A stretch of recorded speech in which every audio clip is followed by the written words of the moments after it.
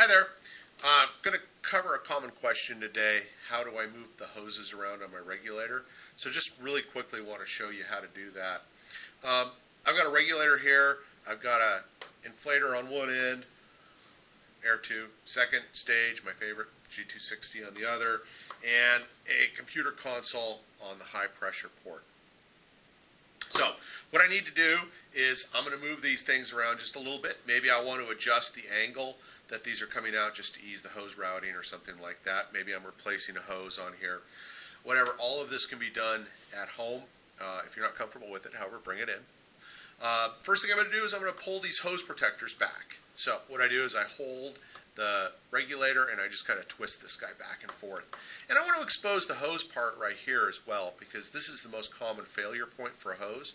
So once it's off like this, go ahead and bend it just a little bit. And if you see cracks starting to appear through here, you know that the hose is pretty much at its end of life. I'm going to do that on all of these guys, take a quick look at it. Everything looks good there, everything looks good there. And I'm going to go ahead and slide this guy back, and everything looks good there. All right, now that the hoses are exposed, I'm going to go ahead and loosen it up.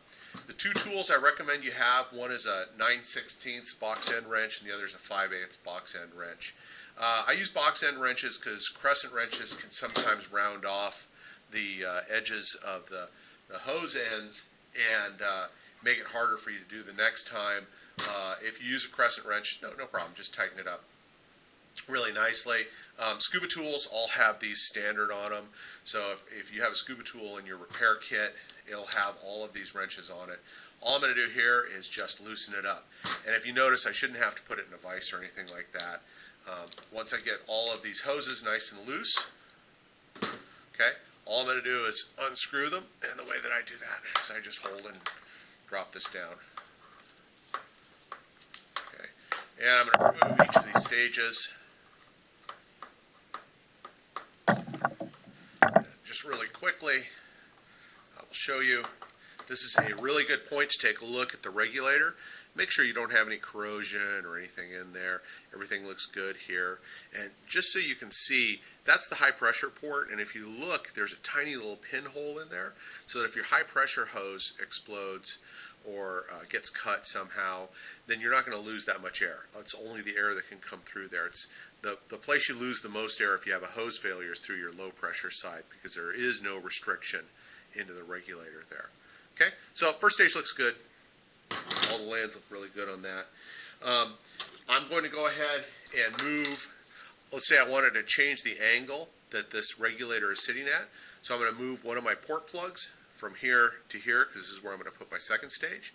4mm Allen key goes in here. Scuba Pro regulators, really cool. In the box, they come with little Allen keys, so that's a great thing to throw into your kit. And I'm going to go ahead and loosen up that port plug and unscrew it. You'll notice that the port plug has an O-ring. So this point you want to go ahead and double check that the O-ring is not worn. First thing you can do is swipe your finger over it really hard and then see if you get any black stuff. That would indicate oxidation of the O-ring, and it's definitely at its end of life. You're also looking to make sure the O-ring's not deformed, crushed, it's not torn, cut, anything like that. If it is, no problem. You're going to go ahead and remove it. Best thing to do at home, if you don't have one of these handy little picks, this is a really cool little pick for getting these things off of here, is to use a toothpick. Try not to use something that is going to scratch up the surface of the port plug, though. And basically I pull that O-ring off. And I'm not going to do this on all of them because I just want to show you this once. But here's my O-ring. Okay. To prep it to go back on, I'm going to take a very small amount of silicone, just a tiny little amount on my finger, and I'm going to rub that into the O-ring until it's shiny. I use a nice cloth there to keep my fingers clean. Now, take a look at that. I'm not sure if you can see that it's shiny, but what you can't see is big globs of silicone on there, which is what you don't want. Okay? And then finally, this is going to go right back onto the port plug right there like this. And then I'm going to go ahead and put that port plug back in the port that I want to cover up.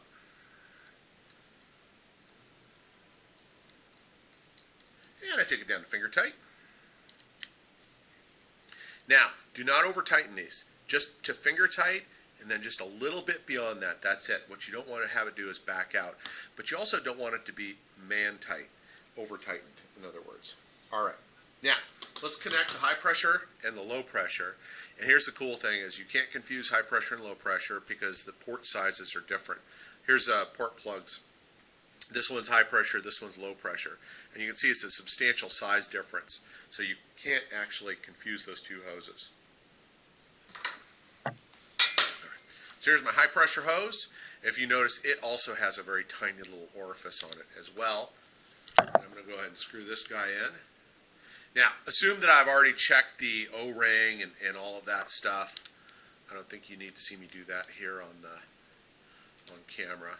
So I'm basically going to get this all the way into where it's finger tight. Okay. And then I'm going to take my 5/16, in this case it's 9/16, and I'm going to go ahead and tighten it. And I'll show you how much I tighten it. Just that much right there. Not really hard. And then I go ahead and slide my hose protector back down and up against here, and it's ready to go. So I do that with both the other hoses.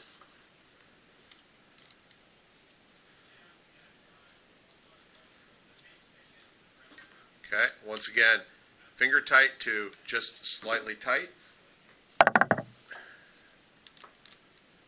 And then finally my second stage. It's going into place. Finger tight once again, and then just tight. Okay. Remember to inspect those O-rings when you've got them off, and clean and lubricate them if you need to, or replace if you need to.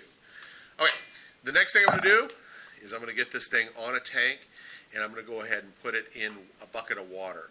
And I'm going to make sure that I don't see any leaks coming out from anywhere along here. Okay, that's about it. If you have any questions, give us a shout. Now let's get out there and go diving.